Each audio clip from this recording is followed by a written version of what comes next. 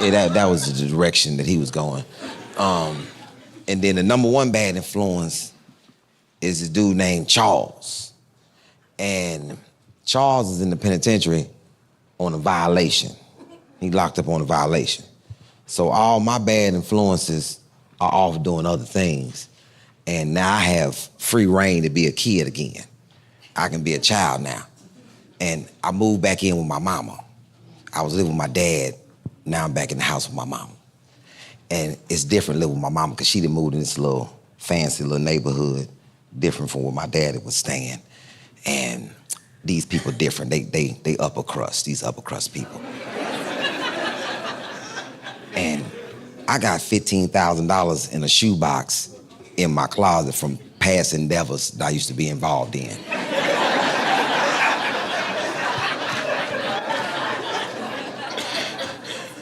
I got a job. I'm working at K. Rogers. You know, that's what hood people call it, but it's called Kroger.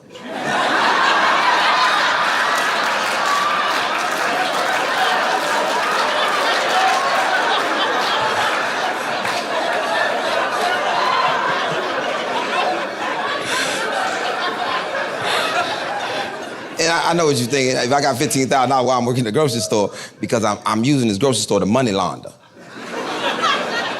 Not for the grocery store, for myself. You know, because I live in the house with a black mama, and I got $15,000, and I'm gonna spend some of this money. But you can't come in the house with nothing new when you got a black mama and you ain't got no job. I couldn't even come in the house with a bag of candy. I'm like, where you get that goddamn candy from? I'm like, well, it is Halloween. They're giving away goddamn candy to everybody. So I'm using the grocery store to launder money into my life. You know, I'm a sacker. I'm a sacker, so I make about $80 on my check. But I make $100 worth of tips. You know, and I'm a good sacker too. I don't care what you come down in line with. I don't care if it's a poster board, right? You got a poster board, can I carry this to your car? Because I know how to ride a clock. You know, I'm gonna go outside, I'm gonna carry that poster board, I'm gonna go outside, I'm gonna bullshit around for about 10, 15 minutes. They ain't gonna be hip to it, because when I come back in, I'm gonna have a whole row of baskets.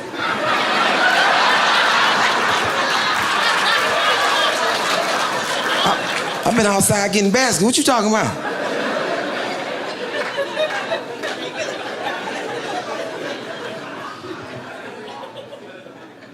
I'm dating this girl named T. Yeah, dating this girl named T. T different than the girls I've been dealing with. Really, the only one girl I dealt with is... I was 16, I dealt with this girl named Danny. We was together for a while, from 14 to 15, we was together.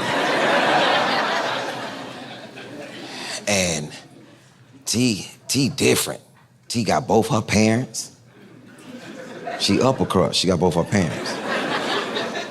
And I want to date T, and I came to T wrong off the top. I used to all these little hood girls. I came with the T, I saw her in the skating ring. I say, yo. And she stopped and said, is that your name? I said, no, I'm speaking. She said, no, you need to find a better way to speak to me. That girl shooed me out her face. And back then, we didn't call girls bitches back then. We didn't call girls bitches. I'm walking back down to my friends after I got shooed.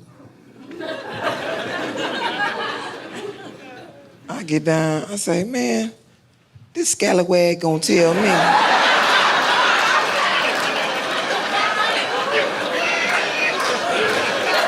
It was scallywag back then, we called it scallywag. And my boys was like, which scallywag? I pointed to the girl, he said, oh no, boy, that's T. T ain't no scallywag, T got both her parents.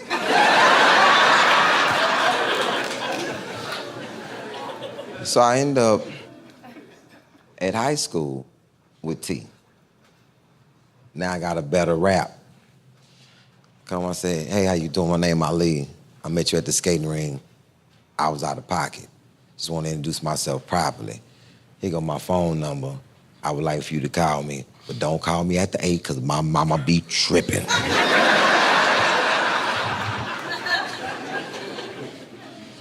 She called.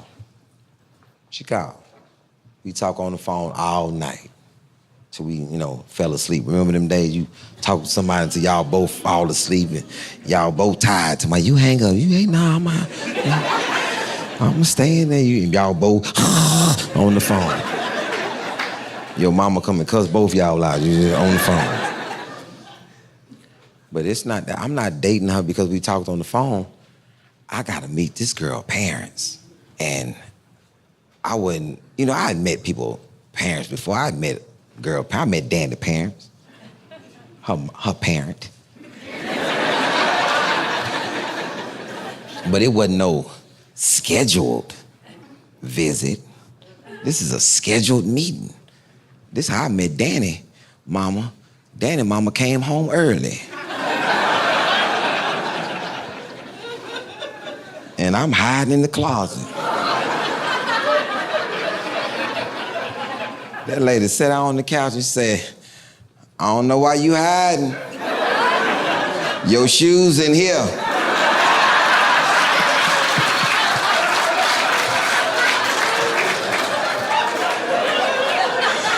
You just gotta come out.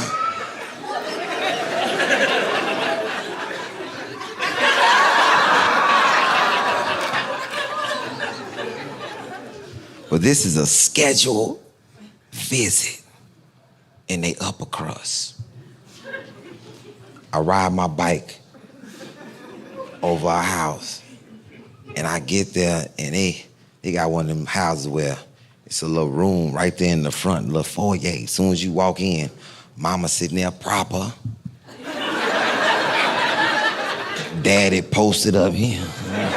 Come on in, young man, have a seat, brother and sister. Sitting there, and you right in the front. Just in case they don't like you, they can shoo your ass right out the door. Get your ass back out of here. And we talking, you gotta say who you are. You gotta talk to people, communicate. This is who I am, and we talking, and I knew I had them as soon as the mother laughed and went back. As soon as you get the lady to go back, she was like that. I was like, yeah, I got that. What's up with you? Her brother next to me, get your ass off me.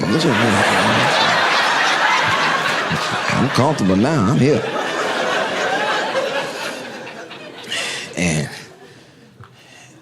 And the father say, well, let's move this, when they like you, let's move this to the common area. And it's kind of threw me a little bit because I ain't never heard common area, they upper crust. I waited a little bit. I was last. I got up last to see where they was going. For regular people, it's called the living room. And we come around, it open up real big. And it's a kitchen. And I look over in the kitchen, it's a man, a black man in the kitchen, a chef, got a coat on and everything, a little hat. He cooking stuff. How you doing, young man? I say, shit, they got Benson up in this piece. Had dinner, conversation. Whole family walked me to the door, waved by as I rode off on my bike. 2 weeks later, it's time for Tia to meet my people, my parent. And your mama gotta go and meet their parents so they can, be comfortable. Man, my mama ain't got time for this shit. My mama is in the bathroom rolling her hair. And she ready to say no. I can tell in her face. As soon as I walked in there, she... What? I ain't said nothing yet. I'm just... What is it? I can see in your face. What your ass want? I said, Mama,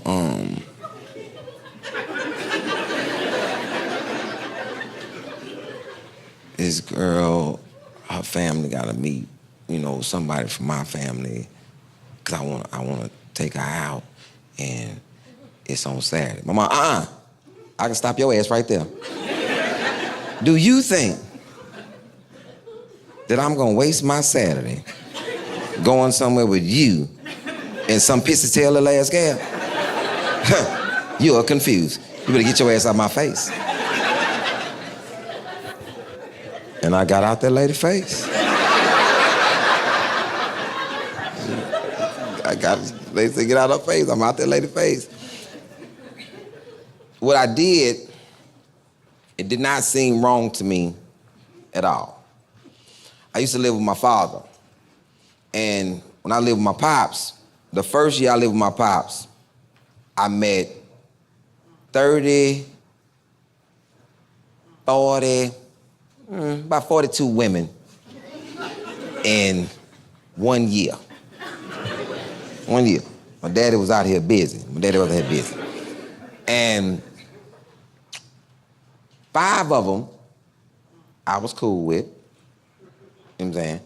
But out of that 5, 1 was the one that I always knew I could count on. She was the one my daddy liked her too. You know what I'm saying? My daddy, he was a wild boy. That man, I remember staying with him, he got mad at me because I forgot who to let in and who not to let in. Cause he kept switching up shit. Look here, she come over, you don't let her ass in here. I'm like, okay, I don't know that. One of the ladies come over, I'm not paying attention to what's going on. Door knock, come. The lady named Denise, huh? Hey, Denise. He said, where your father at? I don't know, I think he upstairs. And then I went and sat back down, watching TV. Then I hear, what did you do? I can't believe this shit. Then I hear one lady come down the stairs, stomp it, boom, boom, boom, boom. She run out, and another lady run out, and my daddy come, he mad at me. What the fuck? What type of shit your ass on?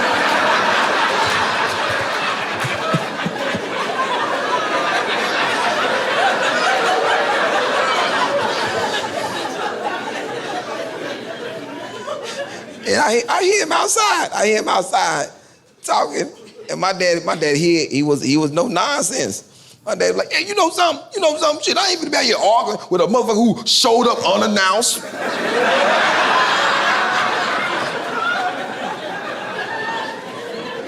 And you take your ass with us since you agreeing and shit. My daddy walked back in the house with his towel on, sat down next to me. Damn. Man, I done lost 2 good ones today. Fucking around with you, what was you thinking? I said, man, I didn't know not to let that lady in here. He said, what? God damn. It'll happen to you one day. So, I hope not, but man, he had this lady named Patrice. And Patrice was a hairstylist. Hairstylists, they different. They're a little more outgoing than other people. Patrice was ready to say yes. As soon as I walked in, I said, Patrice, say, what we doing?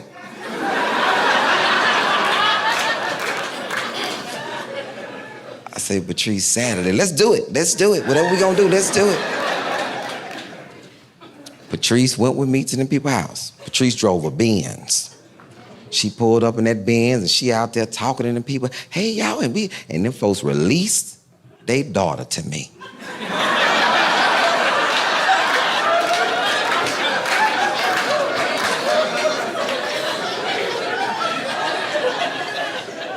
Because I wanted to take her to this restaurant that I thought that was nice back then. Back then it was nice for, I'm 16.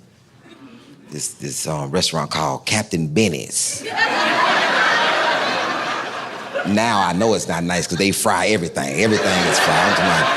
The salad, the napkins, they fry everything. They just fry everything. And we in Captain Benny's and Patrice is sitting at another table and I'm looking at her, but she's looking at me. Like, don't look at me. Talk to the girl. Talk to the girl. Don't talk to me. And me and T over there talking. And T took my hand, put my hand between her legs, and said, my mama not gonna be home tomorrow.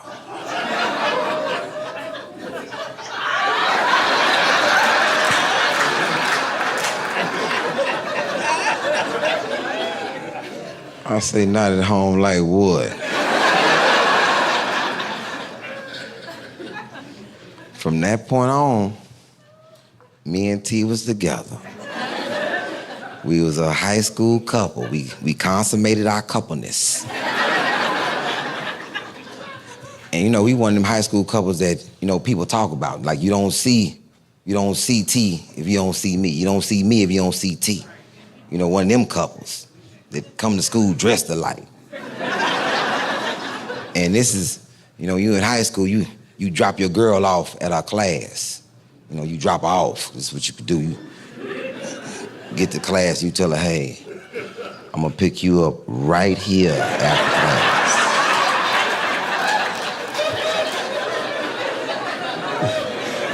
Then you got to go to your class, you got to run to your class because you late.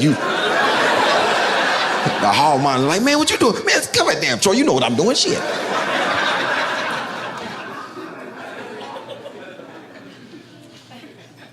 Go to class. At the class, I'm coming to pick up T. And usually I can see in the hallway, but this dude named Bo, he the center for the football team. And he in the way, I say, Bo, get your big ass out the way, blocking my girl. Bo say, shit, what she at? Am I stepping on her? What she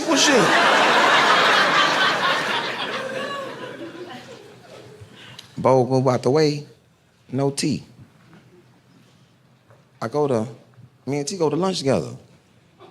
No T. 5th period, 6th period, no T. 7th period, I'm one of the athletes, and coach let the good athletes walk they girls to the bus. If you're a bad athlete, you gotta stay your ass in practice. You need to be practicing. No T.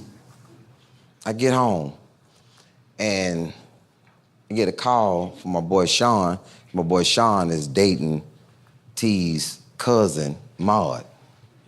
And three-way calling had just came out. And when people called you on three-way back then, it was either for information or to tell you some badass news. It wasn't no good news on goddamn three-way.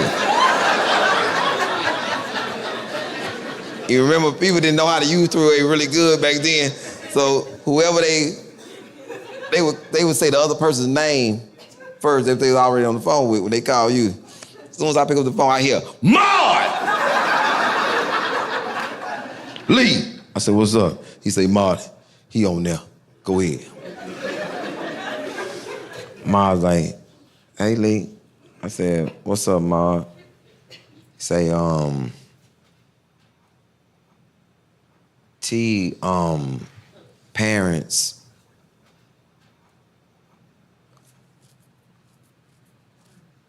going through a little something, and T mom packed the kids up and moved out of town, and she not coming back.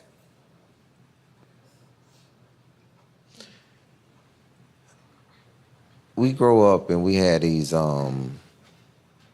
relationships, and as parents we let our kids have these relationships, and we never discuss, because nobody didn't discuss it with you, about loss.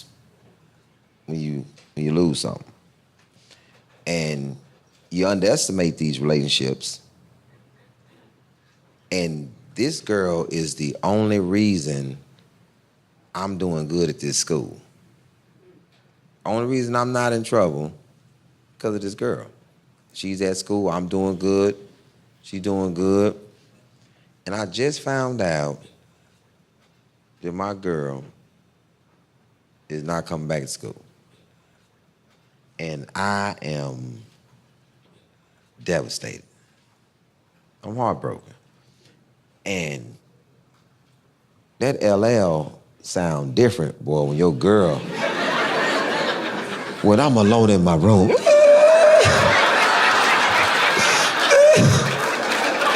sometimes I stare at the wall. For the first time in my life, I know I need love. You hurt. And girls at school that like you, they saying dumb shit. You think she coming back? I don't know. And your boys, you know, they ain't got no type of sympathy. They looking at, look at you around here looking sad in the face. Dumb ass. My mother has no idea she has not seen her son for 2 days. I am in my room crying and withering away. Well, they cry back, I miss you, I miss you. There's no other way to say it.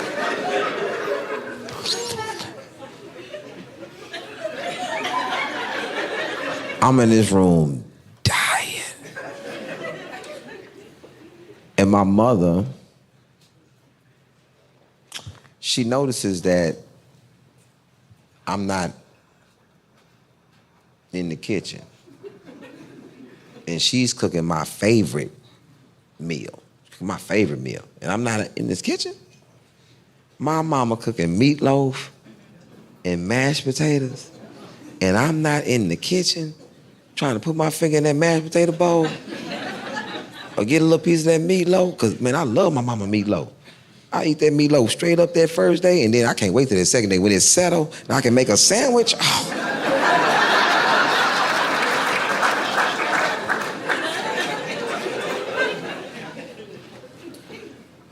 My mama noticed. My mama come in my room and snatch the blanket off of me. And I'm under there just crying. And it's amazing that mothers understand cry gibberish. My mama say, what's wrong with you? I said, it's sad, mama, it's sad.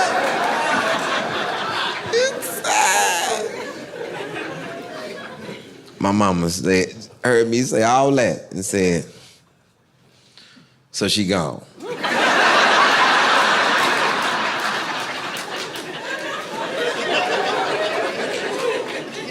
And you want me to feel bad for you when your father left me with 2 kids.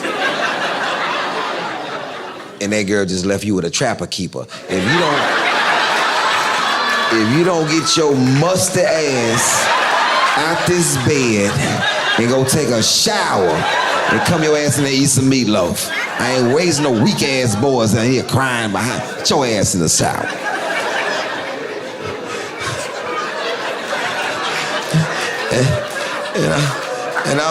And I'm in that shower when I'm alone in my room.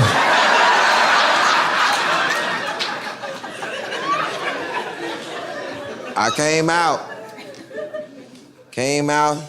sat at that table, eating that meatloaf. My oldest sister looking at me. She heard me crying for 2 days. The girl ain't said shit to me. She just sitting there.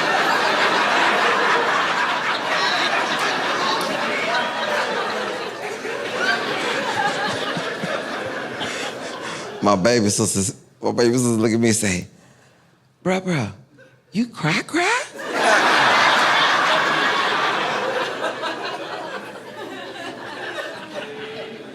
Lost my girl. I'm at work, and as a sacker, in your job description, you have to clean the restrooms. So I'm in there cleaning the restrooms, and I come out, after I finish cleaning the restrooms, I'm doing returns. So I'm going through,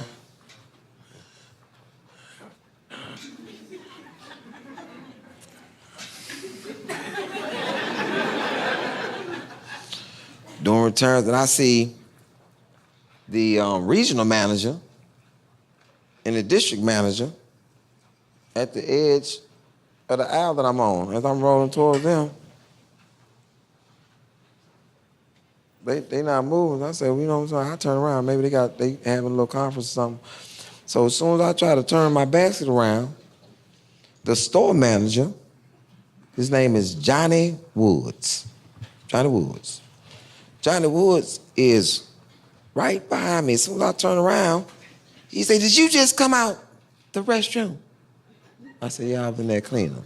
Nah, I just came out of there, and your ass was in there drinking Big Mouth Mickeys. I said, what? Your ass was in there drinking Big Mouth Mickeys. You know what I said?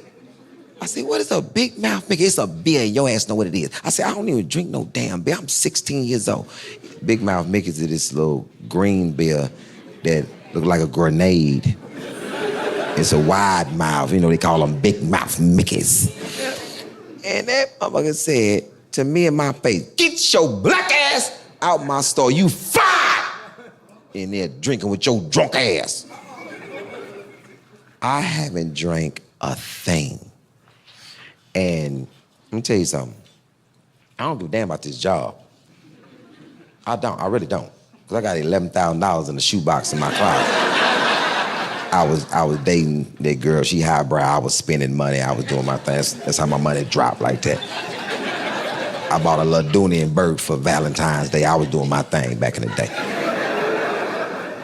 But now I'm tripping because I done lost my money laundering. See, this is the thing. Now, man, shit. How I'm gonna get my bread? I ain't got no job. And I ain't gonna get no other job. I ain't doing that. So I gotta act like I got a job. Man, it costs a lot of money to act like you got a job. I gotta be gone all day. I'm out doing stuff, spending money. Got this little hood chick making me fake check stubs. I've been doing crime for a long time. This shit crazy. So, man, I turned 17. And the new Bo Jacksons, it just came out. I got $2,300 in the shoebox.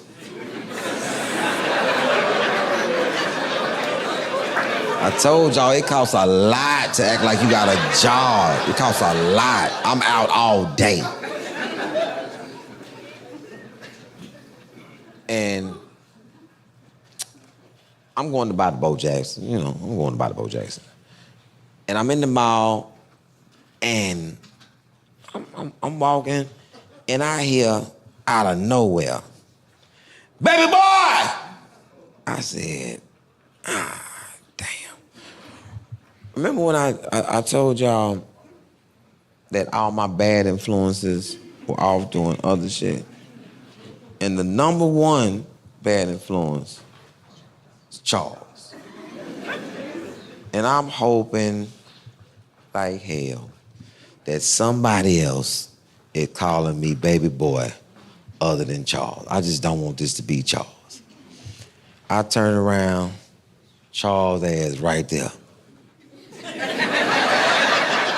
What's up, baby? I've been looking for you. I'm getting the old band back together. I said, the old band? He act like we the Commodores. We no goddamn. We a band of hooligans. We no goddamn. And he talking slick, like always. Hey, man, listen. You looking good. First of all, let me say that. You been out here keeping yourself up. You know, out here hustling or something. What you doing? What, you got a little job or some shit? You know what I'm saying? You probably got like $1,100 in the shoebox or something. No, I got 23. You gonna say it's 23, but the shit probably 1,100. I count your shit over. Man, listen, you gonna need some money. You know what I'm saying? Your boy been out here, only been out here a couple months. I got some things cooking and shit. You know what I'm saying? So, what I need you to do is do one quick run with your boy. One quick one. You owe me that one. Come on, don't even change your mind. Look, think about it. Look, you got a couple of hours or something. Think about it. Listen, I'm gonna give you my number. If you down with it, pay. You got like 8 hours. I go home, sitting in my room. I got the new Bo Jacksons on. And I'm contemplating. If I call him,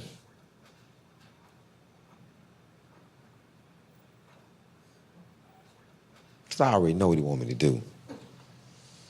He want me to hold that pistol for him. He want me to be the gun man. Because, he always used to say, I don't need you to do much. It's what you do. You know how you do with the gun.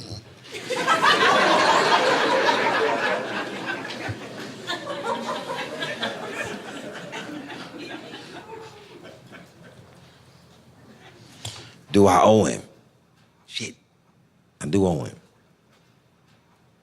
But I don't need to be dealing with him. Right. I call him. I do one run with him. He paid me $8,000. 17, the man just gave me $8,000. I'm back at the house. Did the one run, I'm back at the house. And I'm in my closet bank and my shoebox. Count my money, I put my money in my shoebox. I got $9,100.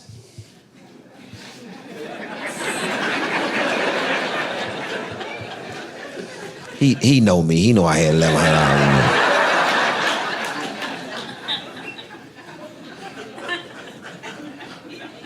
But now I'm back. I'm back out there. Me and Charles back out there running again. Doing what we do. And I am making a lot of bread now. I'm cooking with peanut oil right now. And me and the boy, he said he had it a different way and we out here doing it. And I'm 17. I'm in high school. That's the only place I can really floss is at school. Oh, and I'm flossing big too. As soon as I get, because most people in high school, they either on free lunch or they bring their lunch or you get a little allowance where you go in there, you buy you some chips and a little bullshit, you still be hungry by fourth period. But when you got that bread, you go in there, go to concession, you buy chicken basket, shrimp basket, nachos, hamburger basket. And I am at school spoiling my friends. I'm coming through.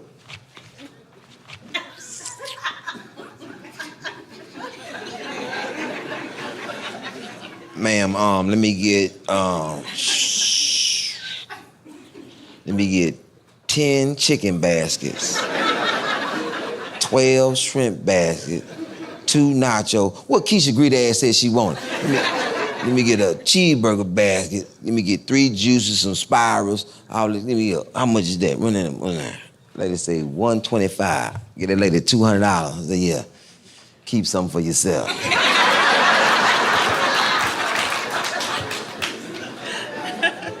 I'm in high school, and I'm out of control.